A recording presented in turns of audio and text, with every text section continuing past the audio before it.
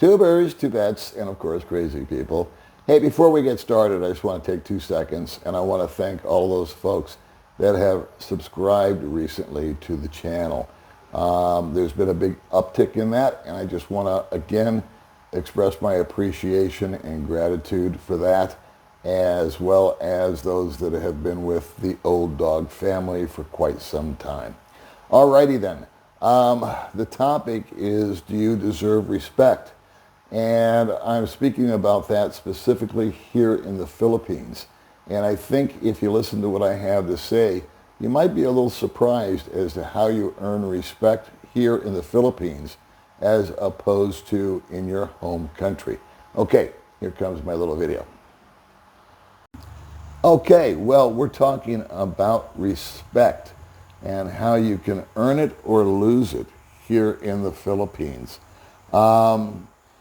You could also talk about love, I suppose, but love, I think, is more on a molecular or biological level. You know, like when your child is born, if you're a parent, when you first laid eyes on your kid, did you not just fall in love with them automatically? I mean, who couldn't, right? I mean, it's just there. Same thing with the boy-girl situation. As they are physically attracted to one another, there's this usually puppy love at first and infatuation. And then if they get through that cycle, then it might turn into true love. But love and respect are two totally different animals. And I'm not going to go into some sort of deep psychological thing here because I'm not schooled to do that. But these are observations that I've made where you can either earn or lose respect over here. And I'm going to speak specifically to men. And I'm going to speak specifically to men who are dealing not only with other expats or other people, but are also entering into relationships. Because that's one of the major reasons that men come over here for, is they feel like they've run out of options in America. They've been to Walmart enough to see it's not the... As far as the females go, it's not exactly the freshest selection. And so, you know what, I think I'll bug over here. And it may not just be the Philippines. It could be Thailand or Cambodia or Brazil or wherever. But the selection is a little fresher.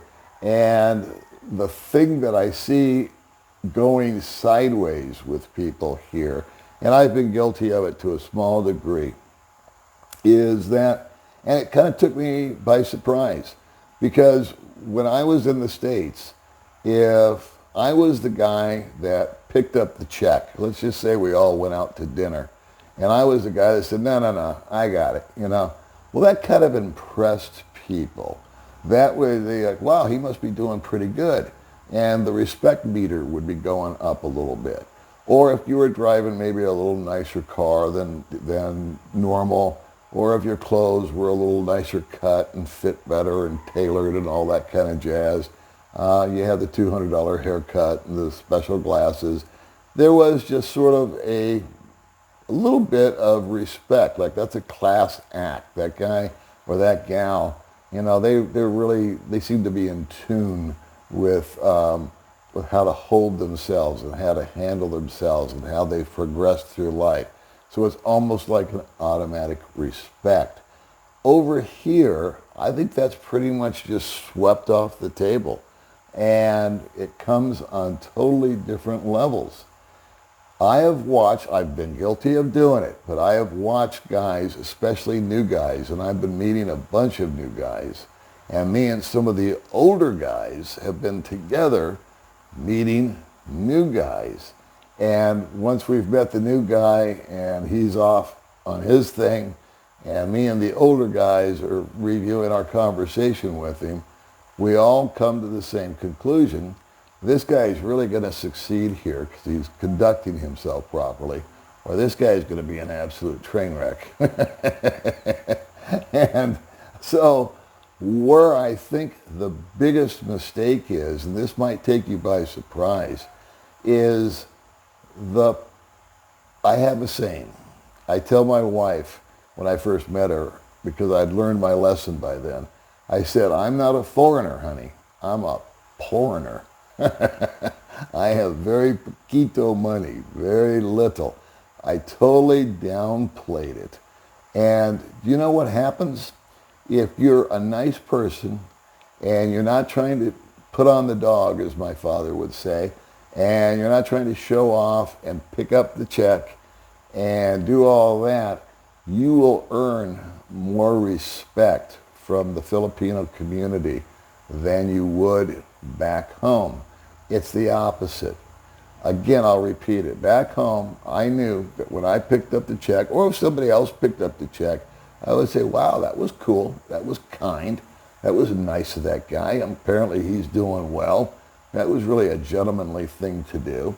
Well, if I was to go out with a Filipina and there were 6 or 7 other people there at a table of 10 and the bill came and I said, I'll get it. That Filipina sitting next to me is going to say, what an idiot. And really mean it. And I got proof, because I got one in the bedroom over there, right behind the camera, that would say the exact same thing. Because when you're putting on the dog, as my dad would say, and you're showing off, and you're flashing your cash, or as I like to say, leading with your wallet, you are going to, believe it or not, the respect-o-meter is going to tank. They're going to think you're a fool with your money. And they're going to also assume that you have an endless supply of it.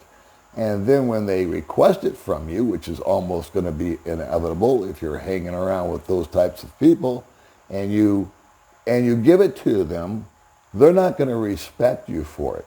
They're just going to think that you're kind of an easy mark, that you were, and that it's never going to end. And they're going to come back again and again and again. And then if you ever get to the point where you say, whoa, whoa, whoa, enough's enough, well then all of a sudden they don't even want to be around you anymore.